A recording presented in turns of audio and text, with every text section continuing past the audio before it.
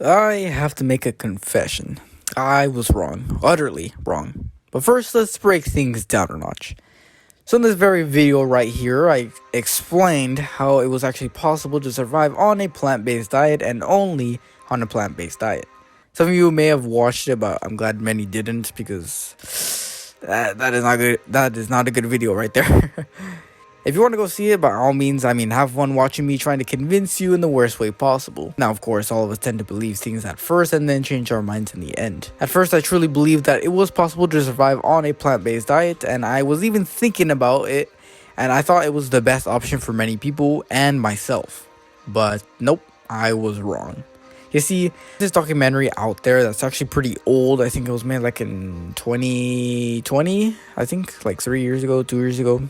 I don't really know, but it was called The Game Changers, and to put it short, this is a documentary based on how the true diet we should be eating would be a plant-based diet, only consisting of just plants, no meat, no grains, none of that, just pure vegetables and fruits. That's it. They backed it up with a lot of athletes' perspectives and their knowledge of it, and so-called scientific research, but many expose this documentary for being a documentary with an unlimited budget. Basically, they spend more on the actual people who were going to be in the documentary and so-called scientific research, but in reality it was all just budget and it was pretty much fake. I kind of smelled cap at first, thinking this documentary wasn't actually fake, but then I found something interesting, something I wasn't really expecting. A video titled "I Ate Meat for Only 30 Days," and it was by Leon Hendricks. Props to him, to be honest. This was a pretty good video and it really opened my eyes. At first, I kind of thought it was crazy, eating only meat for 30 days. I don't think that's really healthy. But after going over the video, I started to question my own life. Now, this video alone wasn't the only source of information to go off of, but it did give me the idea of why we've been eating the wrong food. I dug further and found someone by the name of Carnivore MD, aka Paul Saladino, an actual doctor who has a rather interesting diet. Carnivore diet. You basically eat fresh meat, fruits, honey, and raw dairy. He created a documentary, sort of like a Netflix style video, but it's not actually on Netflix, it's actually on YouTube.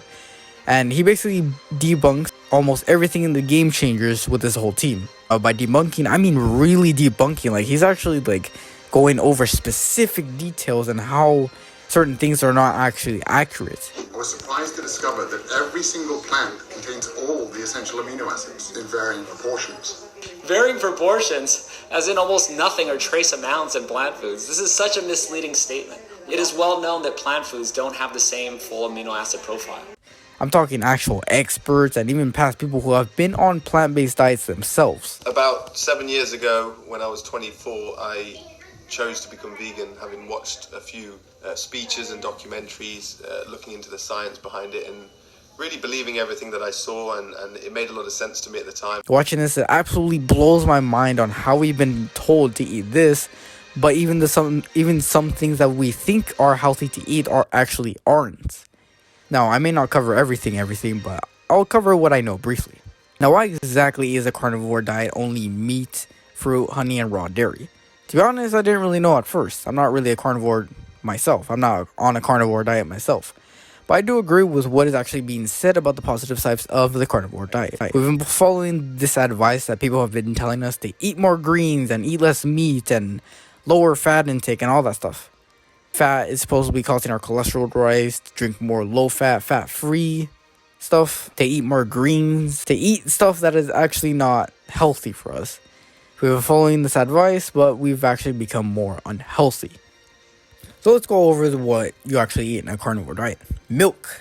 People have been saying that milk isn't actually bad for us, that it's estrogenic, but in reality, milk isn't really actually estrogenic.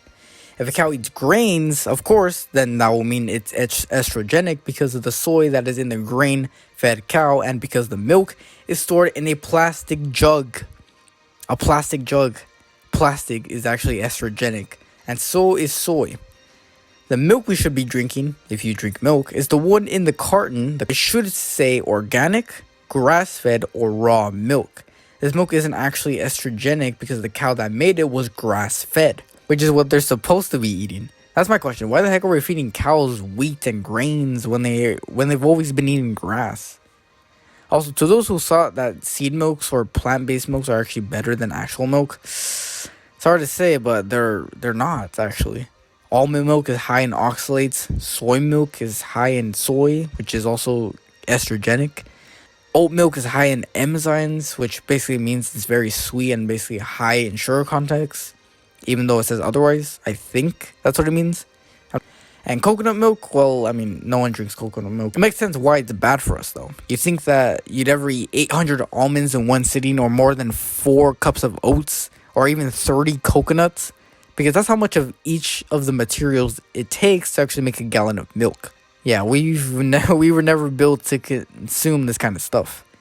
Same thing with meat. I'm gonna go for beef on this one. The color of the meat also determines if it's high quality or not. If you have a steak and it's brownish, it most likely came from a cow that was grass-fed.